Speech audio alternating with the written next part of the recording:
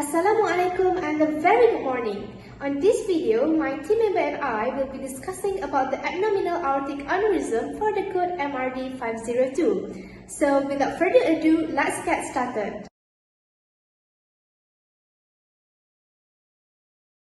I would like to begin the presentation by giving a brief introduction about this particular condition. AAA is the degenerative vascular disease characterized by a progressive bulging of the abdominal aorta exceeding more than 50% to its normal diameter.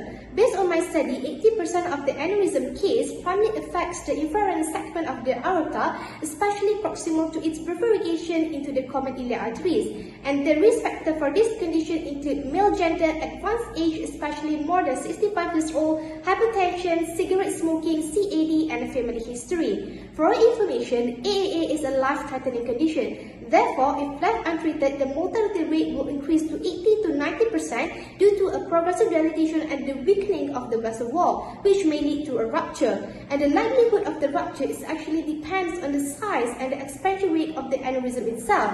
Now let's take a look at the severity of the aneurysm. The more severe or the larger aneurysm it is, it may lead to a high chances of the rupture, especially if the diameter more than 5.5 cm. Therefore, imaging modalities like CT and MRI are playing a very crucial role in aiding for a clinical decision making.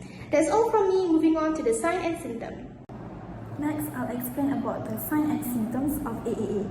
Signs and symptoms are actually two different terms. The first one is signs. It is an objective evidence that can be observed by the healthcare provider during the examinations. The signs of AAA is the pale or clammy skin. It is an observable sign that comes along with the other symptoms as well that relate to the hypovolemic shock. Next is the tachycardia, which is the rapid heart rate. The persistent tachycardia will lead to the significant blood loss. Next is the hypotension, which is the low blood pressure. It happens when the aneurysm ruptures and it will lead to the massive internal bleeding that will cause the hypotension. And lastly is the pulsating abdominal mass. It is a condition in which the throbbing pain or bulging near the navel, but it is more likely to be occurred in the larger aneurysm, which is more than 5 cm. Next, I'll explain about the symptoms. Symptoms is the subjective experiences or sensations that are reported by the patient that cannot be observed by the healthcare provider during the examinations. The symptoms of AAA are the abdominal pain, groin or leg pain, nausea and vomiting, and lastly is the back pain. Next, I will continue this presentation with the relationship between the abnormal finding in the axial plane. This is the labeling structure of the axial plane of the abdomen. The key structures are identified including muscle, organ, and vasculature. AAA will appear as a localized, dilated, and possibly irregular area in the abdominal aorta. It will be highlighted with an enlarged diameter and thin vessel wall compared to a normal segment. Moving to the next part of the presentation, the first abnormal finding in AAA in axial arterial phase is the appearance of fusiform aneurysm dilation that involving the entire vessel wall for a short distance. In this figure, at the orange shadow, it begins about 2 cm distal of renal arteries and extends into common iliac arteries. Next, in this plane, the red arrow shows the posterior aortic wall is flattened with effacement of the fat plane between the vertebra and the aorta, consistent with the drape of aortic sign.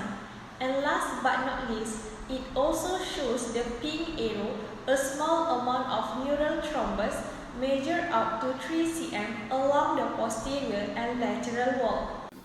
Okay, that is the example of the delay phase. Why delay phase necessary to be done?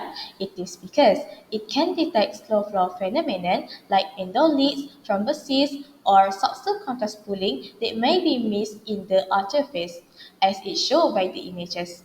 Furthermore, it also may indicate the complication such as retroperitoneal hematoma. The difference between CT axial arterial phase and CT axial delay phase is time injecting contrast.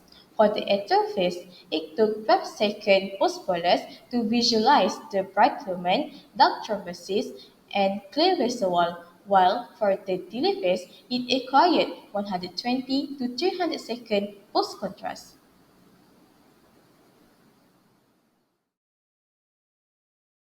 Hi, my name is Fatini and I'll explain sagittal contrast arterial phase. So in these slides, we can see structures like the liver, the spleen, and stomach at the superior part, the sternum at the anterior part of the liver, the left renal vein and aorta adjacent to each other, the descending colon, urinary bladder, and rectum at the inferior part of the slice. So in this plane, we can see the suprarenal aorta extends into the infrarenal abdominal aorta that dilates into an 11 cm aneurysm and extends into the common iliac arteries. Then, a draped aorta indication is suggested by the posterior wall of the aortic aneurysm molding to the left anterior surface of the spine.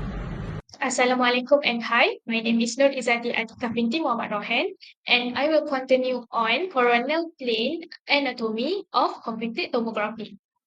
Image shown is coronal arterial phase, one slice image that showed anatomy such as right source muscle, ascending colon, liver, and at the superior part we have heart.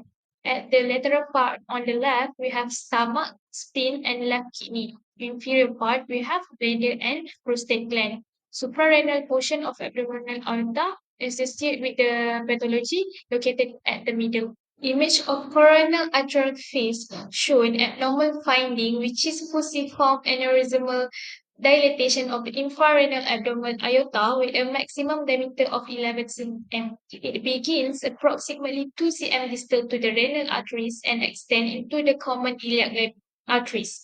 Label A is suprarenal portion of abdominal aorta, B is infrarenal portion of aorta, while C is a common iliac artery. Assalamualaikum and hi everyone, my name is Nur Sarah, and as we come to the conclusion of this presentation, I would like to summarize the critical points about abdominal aortic aneurysm, which is AAA.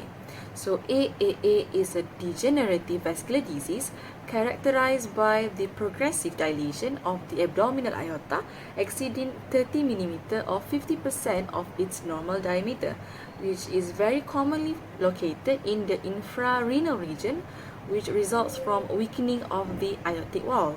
So as we discussed before, CT imaging is very important in diagnosing and evaluating AAA.